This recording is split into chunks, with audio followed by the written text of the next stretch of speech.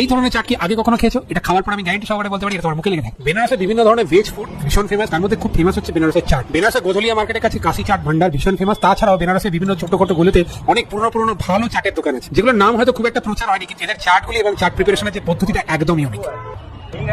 এদের ফুচকাতে টক জল হিসেবে ইউজ করা হয় একদম সম্পূর্ণ লেবুর জল, সাথে বরফ থাকে আর কিছু মশলা। 55 বছর পুরনো এই দোকানটার মধ্যে চাট তৈরি পদ্ধতি আজও সেম টেকনিকে করা হয়, আর এখনো ভিড় সেরকমই থাকে। দোকানটা দেখে খুব একটা ভক্তি লাগবে না, কিন্তু সত্যি কথা বলতে এনার বানানোর টেকনিক আর সার্ভ করার টেকনিক দেখে আমার মনে হলো একটু খেয়ে দেখেছি।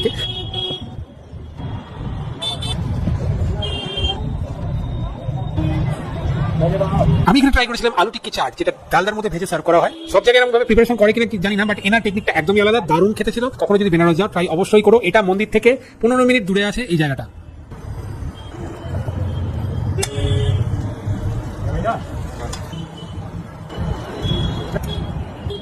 একদম থ্যাংক ইউ।